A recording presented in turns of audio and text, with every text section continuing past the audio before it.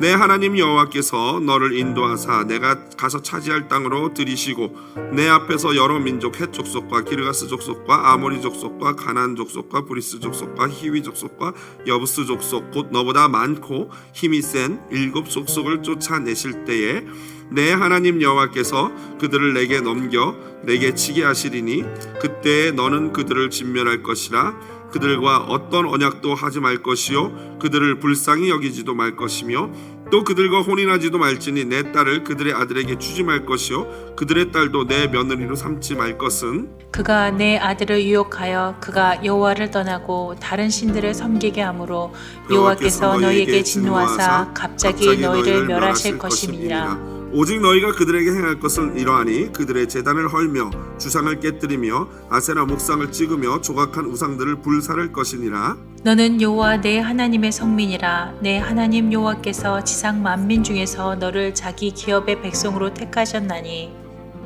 여호와께서 너희를 기뻐하시고 너희를 택하심은 너희가 다른 민족보다 수요가 많기 때문이 아니니라. 너희는 오히려 모든 민족 중에 가장 적으니라.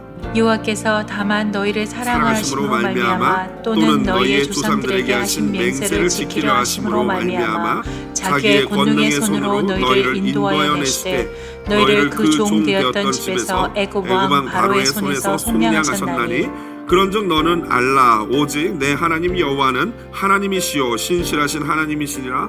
그를 사랑하고 그의 계명을 지키는 자에게는 천대까지 그의 언약을 이행하시며 인애를 베푸시되 그를 미워하는 자에게는 당장에 보응하여 멸하시나니 여호와는 자기를 미워하는 자에게 지체하지 아니하시고 당장에 그에게 보응하시느니라.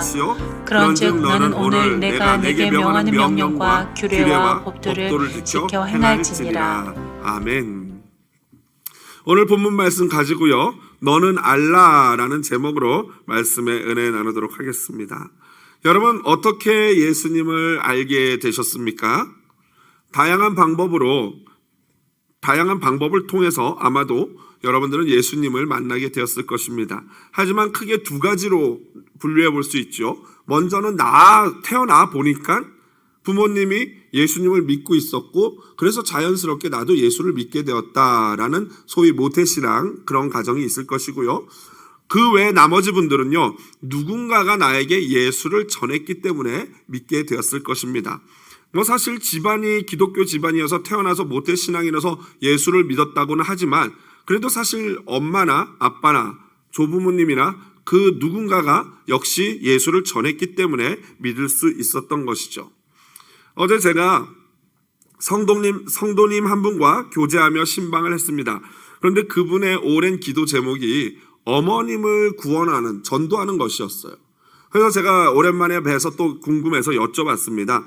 어떻게 어머님은 어떻게 잘 지내시는지 예수님을 어떻게 믿게 되었는지 여쭤봤더니 그분이 놀라운 고백을 하는 거예요. 그 아드님이 전도함으로 말미암아 그 연로하신 어머님이 예수를 영접했다는 것입니다. 할렐루야. 너무나도 기쁜 소식이죠. 너무나도 감사하더라고요. 여러분 이 가운데 부모님 또는 가족들을 전도하면서 그렇게 오래 기도하고 했는데도 아직도 전도를 못해서 너무 낙심하는 분들이 계실 거라고 믿습니다. 그런 분들은 오늘 이 간증과 함께 이 말씀을 기억해 주시기를 바랍니다. 갈라디아서 6장 9절 말씀 같이 한번 읽어볼까요? 크게 읽어보겠습니다.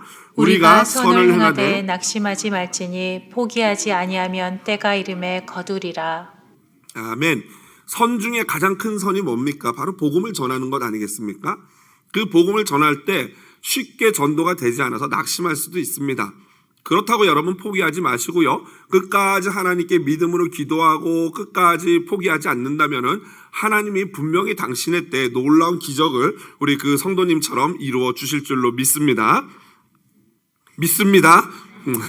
당황했습니다, 제가. 예, 믿습니다. 확실한 약속이니까요. 여러분 믿으시길 부탁을 드립니다. 자, 그렇다면은 우리가 모두 한국인인데 어떻게 한국에 복음이 들어와서 우리가 지금 이렇게 예수를 믿을 수 있게 됐을까? 물론 미국에 와서 믿게 되신 분들도 계시겠지만 한국에서부터 예수님을 믿으신 분들도 계시지 않습니까? 저 같은 경우도 그렇고요. 바로 우리나라에 누군가 그 복음을 전했기 때문 아니겠습니까?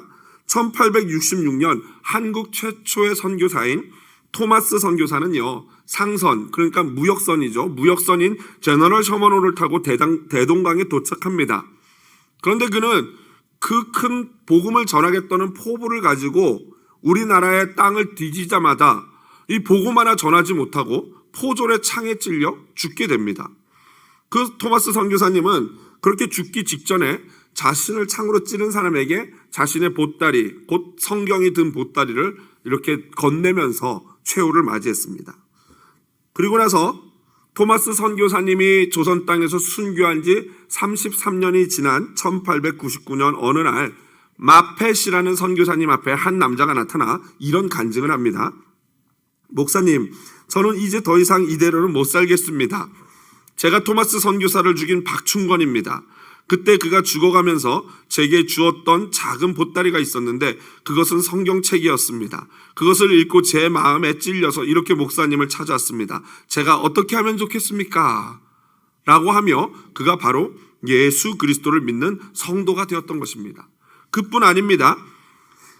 토마스 선교사가 대동강에서 약 500여 권의 성경을 이렇게 배포했는데 그때 이 종이가 귀한 시절 아니겠습니까? 그러니까 사람들은 성경인지 뭔지도 모르고 그 종이를 다 가져갔던 것이죠.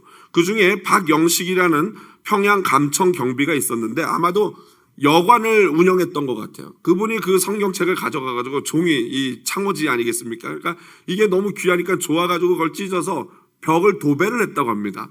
그러니까 그 여관방은 말씀으로 도배된 방이 된 거예요. 그 어떤 일이 벌어졌냐면요. 그 방에 묵는 사람마다 쉬는 사람마다 그 말씀을 이리 누워도 말씀 저리 누워도 말씀이다 보니까 수많은 사람들이 그 여관을 거쳐가면서 예수님을 믿게 되는 놀라운 역사가 일어났던 것이에요. 여러분 이게 말씀의 능력인 줄로 믿습니다. 말씀 올해 시작하신 분 계속 읽고 계시죠? 예, 끝날에 좋은 일이 있을 것입니다. 믿으십시오. 네, 이런 본격적인 선교는요. 토마스 선교사가 대동강에서 순교하시고 나서 약 20년이 지난 1885년 바로 그 유명한 언더우드 선교사님에 의해서 시작이 됐습니다. 언더우드 선교사님은 조국에 보내는 편지에 다음과 같이 기록하고 있습니다. 우리는 부활절에 이곳에 도착했다.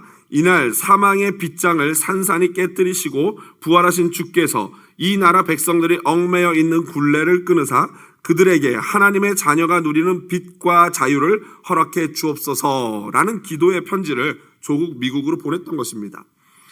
여러분 아시다시피 언더우드 선교사님은 너무나 유명한 분이죠. 의료 선교사인 부인과 함께 고아원, 고아학교인 구세학당을 설립했고요. 초대 성경 번역위원장을 맡아서 선교사와 외국인들을 위해서 직접 영안사전, 한영사전, 그리고 한국어 문법서 등을 만들고 출판했다고 알려져 있습니다. 그러니까 우리들이 지금 누리는 모든 혜택들을 사실 어찌 보면은 이 언더우드 선교사님에 의해서 시작된 거죠. 이뿐만 아니라 스포츠라든가 이런 것도 다 그렇게 선교를 통해서 들어온 것 아니겠습니까? 또한 서울의 경신학교, 그리고 연희전문학교, 우리가 잘 아는 연세대학 아니겠습니까? 기독교 서회 등을 설립하여서 교육사업에도 매진했고요. 1887년 조선의 첫 개신교 교회, 그러니까 우리 기독교회죠. 기독교 교회인 세문안교회를 설립해서 복음 전파에도 힘썼습니다. 이외에도 이 언더우드 선교사님의 위대한 업적은요, 이루 말할 수가 없을 정도로 많이 있습니다. 여러분 이러한 훌륭한 선교사님을 그 낙후하고 미개했던 조선 땅에 보내준 그 고마운 미국 교단 어디겠습니까? 너무나도 고맙지 않습니까? 우리 조국 대한민국을 현대화시킨, 근대화시킨 그 출발이라고 할 수 있는 교단이죠. 그 언더우드 선교사님을 우리 조선으로 보낸 미국 교단은요, 바로 미국 장로의 교단입니다. 영어로 말하면 Presbyterian Church USA예요. 이걸 줄여서 뭐라고 하는지 아십니까? PCUSA라고 합니다. 아마 이제 조금 아시는 분들은 지금 제 얘기를 듣고 이러셨을 거예요. 이 PCUSA라는 교단은 이토록 귀한 교단이었는데 이 교단이 2010년 동성애자를 성직자로 임명하게 됩니다. 그리고 2015년 3월 18일 교단 헌법에 명시되어 있던 결혼에 대한 정의, 성경이 가르치는 한 남자와 한 여자의 결합 대신에 두 사람의 결합으로 바꾸면서 동성애자의 결혼이 합법화되는 초석을 마련합니다. 이러한 결정은요, 결국 미국 연방 대법원으로 하여금 동성 결혼을 법적으로 허용하는 근거를 힘을 실어주는 결과가 되었습니다. 여러분 놀랍지 않습니까? 어떻게 그 신실했던 교단에서 불과 약 500년 만에, 그죠? 이 500년도 아니죠. 이 300년 이 정도 안 되는 이 시기에 어떻게 이런 일들이 일어나게 된 것일까요? 그것은 하나님보다 사람들이 더 관대해졌기 때문입니다. 오늘 본문이 경고하는 바가 바로 이 점이죠. 모세는 하나님이 주신 축복의 땅 가나안에 들어가서 하지 말아야 할 3가지를 우리에게 말씀하십니다. 첫 번째로는 2절입니다. 가나안 7족속을 진멸할 때 어떤 언약도 맺지 말고 불쌍히 여기지 말라라는 것입니다. 이것은요, 소위 말하는 헤렘 전쟁을 이야기하는데요. 이 헤렘이라는 단어가 명사일 때는 멸망하기로 작정된 물건, 저주받은 물건이라는 의미입니다. 이게 그런데 동사 하람이 될 때는요, 완전히 멸하다, 저주 아래 두다라는 의미가 됩니다. 사실 이러한 하나님의 명령에 대해서 오늘날 현대인들은 굉장히 힘들어합니다. 심지어 예수님을 믿는 사람들도 하나님이 어쩜 이렇게 잔인하실 수가 있지? 어떻게 젖먹는 아이까지도 죽이라는 말씀을 하실 수 있을까? 사실 이것은 인간이라면은 어찌 보면 당연한 반응이죠. 그러나 여러분, 이 부분에 대해서는 제가 오늘 이미 설명을 드렸기 때문에 자세히 설명드리지는 않겠습니다. 혹시 자세한 설명을 보고 싶으신 분은요, 2020년 3월 28일 선악의 기준이신 하나님이라는 제목으로 제가 새벽 설교 컬럼을 저희 홈페이지에 올려져 있거든요. 그것을 참조하시기 바랍니다. 왜 하나님이 이런 명령을 했고 이런 명령의 진짜 의미가 무엇인지를, 그리고 이 명령을 오늘날 우리에게 적용할 때 어떻게 적용해야 하는지를 알고 싶으신 분들은 그것을 참조해 보시길 바랍니다. 여하튼 이러한 하나님의 명령을 따를 때는요, 우리가 하나님의 뜻을 우리가 다 알 수 없다라는 사실을 겸손하게 인정해야 합니다. 그리고 다만 우리는 그 하나님의 명령에 그저 순종할 뿐입니다. 또 아셔야 할 것은 이미 성경이 주어진 시대에는요, 하나님이 이런 명령을 절대로 하시지 않습니다. 그래서 여러분 혹시라도 이 유대교나 이슬람 사람들 중에 이 유대교하고 이슬람은요, 사실 야훼와 알라라는 이름만 바뀌었지 굉장히 비슷한 부분이 있습니다. 왜냐하면 결국에는 이스마엘의 후손들인 그들이, 중동 사람들이 이 여호와 유일 신앙을 가지고 간 것으로 보고 있습니다. 저희들은요. 여하튼 이 비슷한 유일신 사상, 알라 또는 여호와를 가진 이 사람들은요, 여전히 아직도 구약적 신앙에 머물러 있어요. 그래서 여러분 이슬람 사람들이 종종 자살폭탄 테러를 쉽게 하지 않습니까? 왜 그러냐면요, 바로 이런 말씀에 기초했기 때문이에요. 그리고 그들의 신앙은요, 어떤 신앙이냐면 이 땅에서 알라를 위해서 순교를 하면은 하늘나라에 가면은 3층 집에 산대요. 그리고 와이프를 100명이나 준대요. 거기다가 집이 엄청 부자래요. 그러니까 이 땅에 살기 힘든 이 이슬람 사람들은요, 어차피 이렇게 힘든 거 한번 죽고 내가 부자 되자, 이런 생각을 갖기가 쉬운 것이죠. 그래서 여러분 사실 천국은 영적인 부분인데 이 영적인 천국을 가는 것도 결국에는 더 많이 더 비싼 것들 갖기 위해서 간다는 이런 잘못된 교리를 가지고 가르치기 때문에 그러한 말도 안 되는 자살폭탄 테러를 하고 있는 것이죠. 그러나 우리 기독교는 절대 그렇지 않습니다. 이미 성경이 주어졌고 이 구약에는 성경이 없었기 때문에 하나님이 그런 명령을 하셨지만 우리에게는 성경이 있기 때문에 충분히 이제 그런 이방인들과의 섞이는 일을 하지 말아야 되는 것을 알게 됩니다. 그런데 이방인과 섞이지 않는 것은 하나님이 다른 의미가 아니에요. 바로 우리의 신앙의 순결을 위한 것이죠. 결국에는 이러한 명령을 우리가 오늘날 우리 자신에게 적용할 때는 어떻게 적용해야 되냐면요, 이 가나안 7족은 우리의 영적인 죄를 상징합니다. 그래서 우리 마음에 있는 쾌락을 쫓고 음란하고 막 나태하고 이런 막 그냥 방종한 삶을 추구하려고 하는 그런 마음, 죄의 마음이 있을 때 그 죄의 마음을 절연히 너무나도 잔인할 정도로 아주 냉정하게 끊어버리라는 그런 의미로 이 말씀을 우리가 받아들여야 하는 것이죠. 죄에 대해서는 우리가 정말로 단호하게 대처를 해야 한다라는 것입니다. 그런데 오늘날 현대인들의 문제는 뭐냐면요, 인권 내지는 인간 존엄을 이유로 우리 인간이 하나님보다 더 사람들에게 서로에게 관대해지는 거예요. 아니 뭐 그럴 수도 있지, 괜찮아, 그 삶도 너의 방식이야, 이런 식으로 인정한다는 거죠. 하지만 여러분, 인간은요, 잘 들으셔야 돼요. 하나님을 떠나서는 진정한 인권도, 진정한 인간의 존엄도 존재할 수 없어요. 왜요? 우리 인간은 하나님과 연결되어 있는 존재이기 때문에 하나님을 떠나서 인간의 존엄을 찾는다? 그거는 모순인 것이죠. 그러므로 우리 인간은 하나님 안에서 모든 기준을 하나님으로 삼을 때 비로소 진정한 인간으로서 인간다운 삶을 살 수 있는 것입니다. 두 번째로요, 3절인데요. 바로 그 가나안 족속들과 혼인하지 말라라고 하나님이 명령을 하십니다. 모세를 통해서.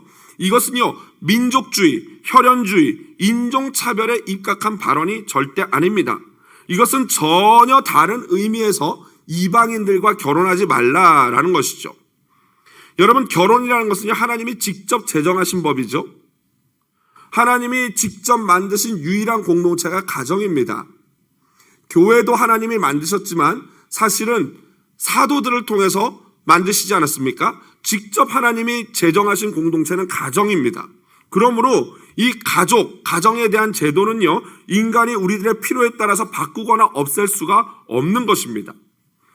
만일 하나님을 알지 못하고 우상 숭배하는 가정들과 결혼을 한다고, 가정을 이룬다고 생각해 보십시오. 어떤 일이 벌어지겠습니까?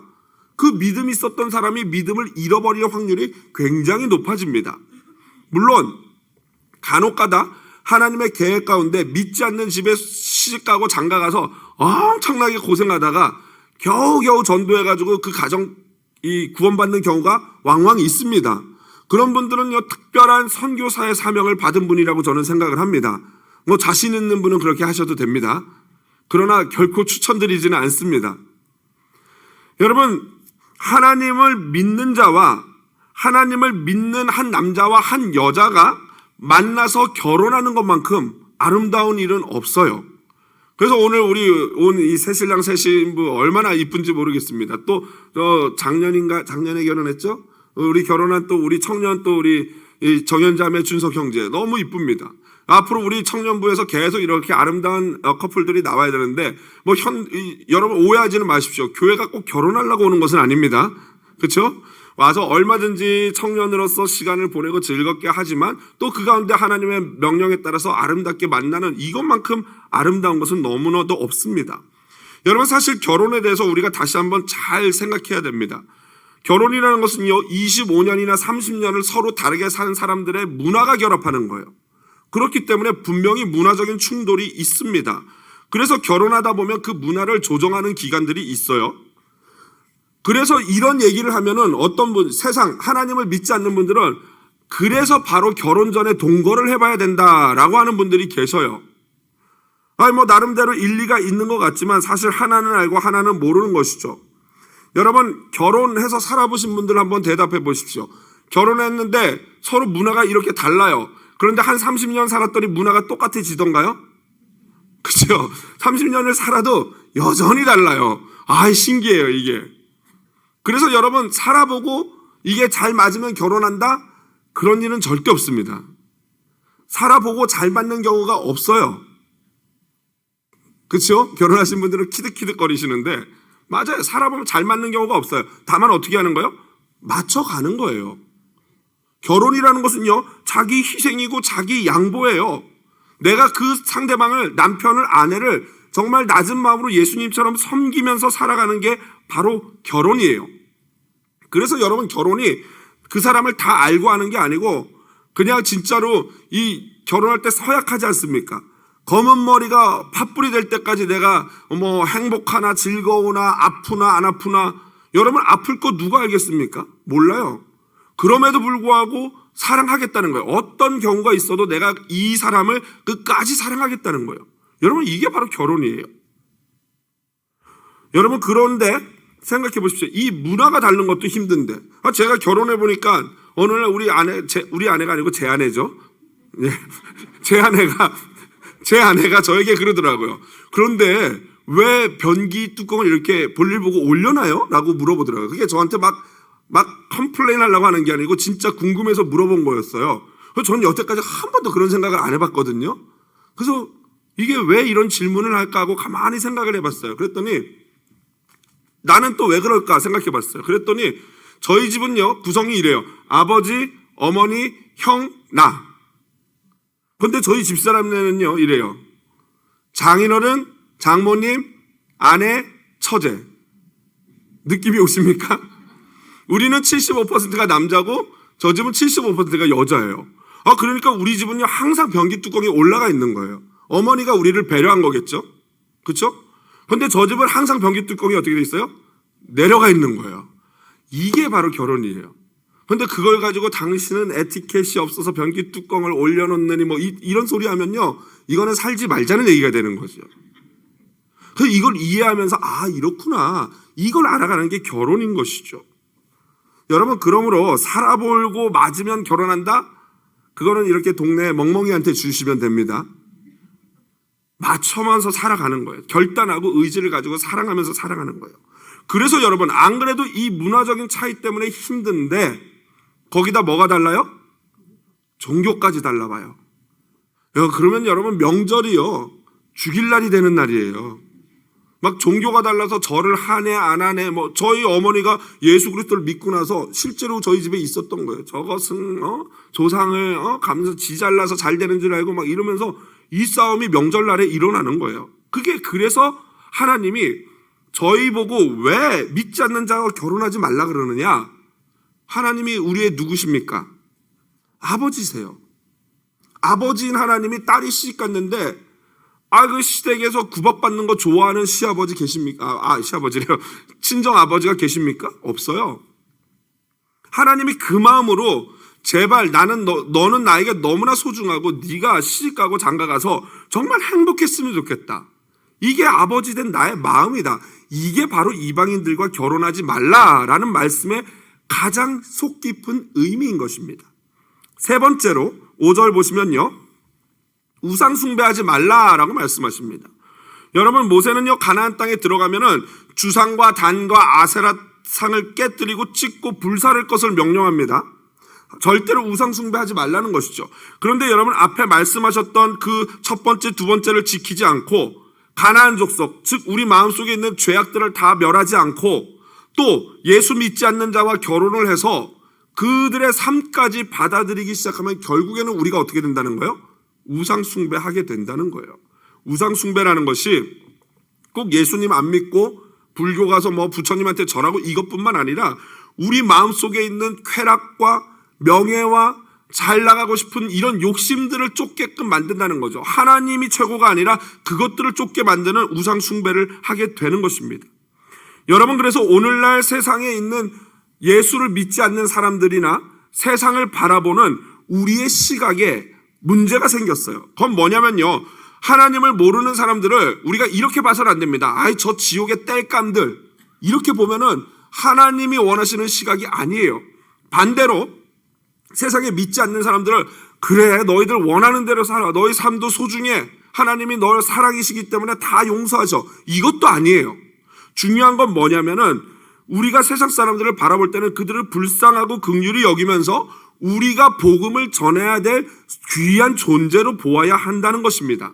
동시에 그렇다고 그 사람들의 잘못된 죄악된 삶까지도 우리가 옳다라고 인정하면 절대 안 되는 것이죠. 왜냐하면 우리가 베풀어야 될 관용은요, 어디까지예요? 하나님이 허락하시는 데까지만 우리가 관용을 베풀 수가 있는 것입니다. 하나님도 인정하지 않는 거를 인간인 우리가 감히 뭔데 우리 마음대로 그것도 괜찮아 라고 말하겠습니까? 바로 이 점을 우리가 기억해야 하는 것이죠. 하나님은 이스라엘을 거룩한 백성, 성민으로 택하셨습니다. 그런데 그것이 이스라엘의 숫자가 많거나 뛰어나서가 아니에요. 오히려 6절에 보니까 내가 너희를 택한 이유는 7절 마지막 부분을 보니까 모든 민족 중에 가장 적다라고 말씀하십니다. 그러니까 한마디로 가장 연약하고 보잘것없기 때문에 하나님이 택했다는 거예요.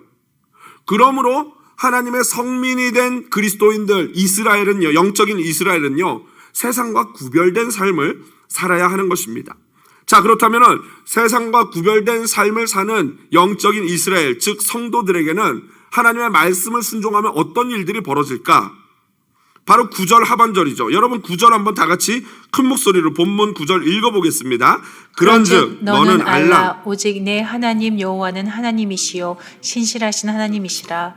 그를 사랑하고 그의 계명을 지키는 자에게는 천대까지 그의 언약을 이행하시며 인애를 베푸시되. 아멘. 여러분 이 약속 믿으십니까?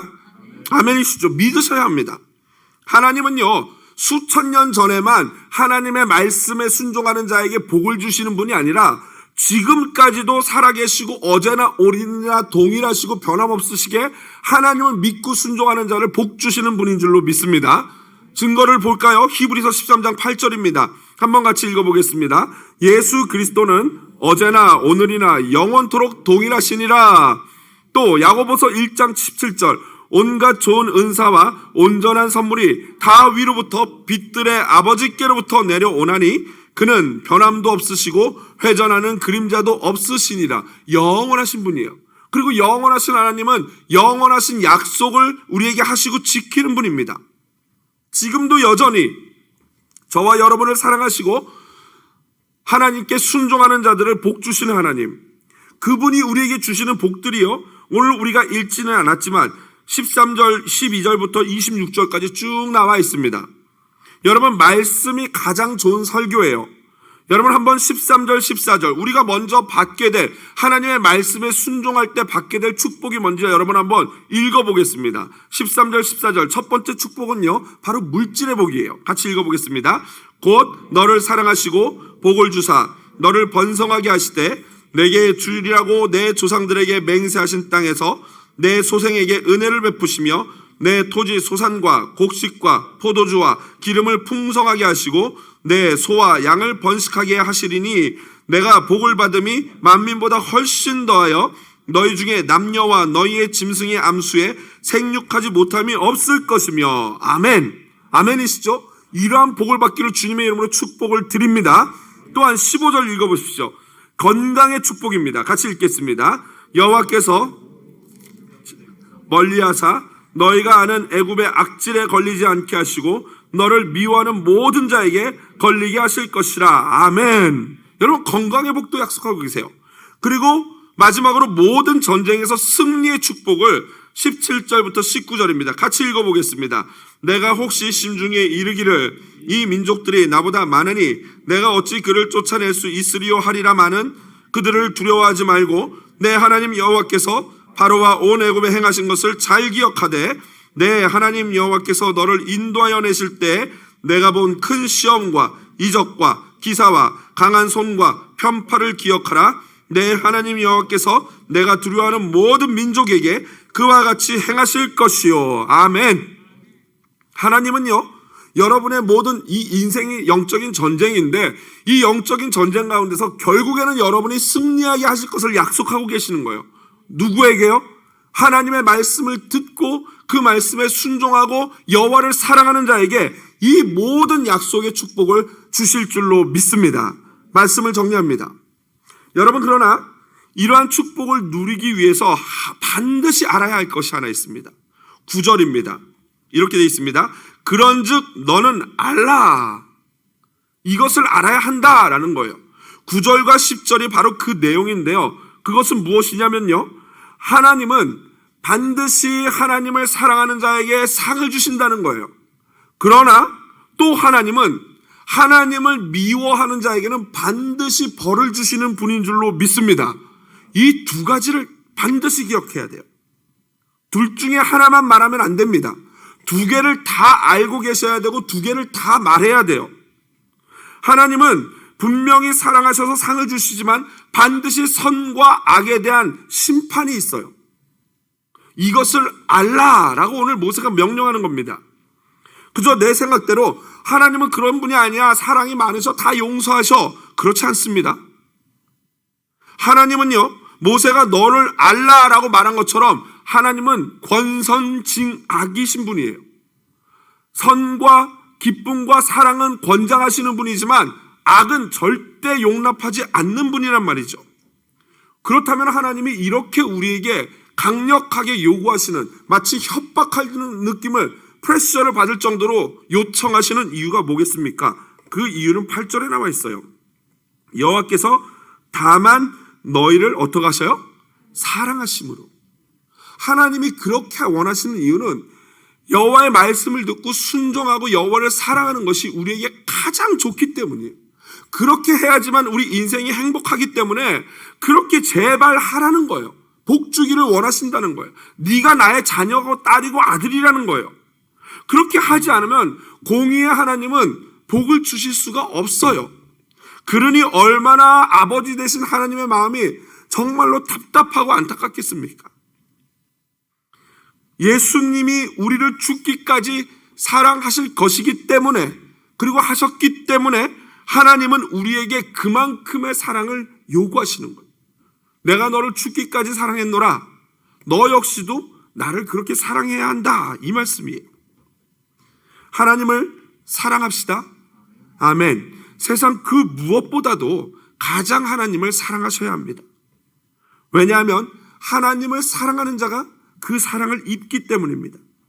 하나님을 사랑하는 자가 만날 하나님은요, 바로 사랑의 하나님이에요. 그러나 하나님을 미워하는 자가 만날 하나님은 공의의 하나님밖에는 없습니다. 나의 사랑하는 한사랑교회 성도 여러분, 제가 사랑하는 우리 성도 여러분, 우리 모두 반드시 공의의, 두려운 공의의 하나님을 만나는 것이 아니라 우리를 끝까지 품으시고 안으시는 사랑의 하나님을 만날 수 있기를 주님의 이름으로 축복드립니다.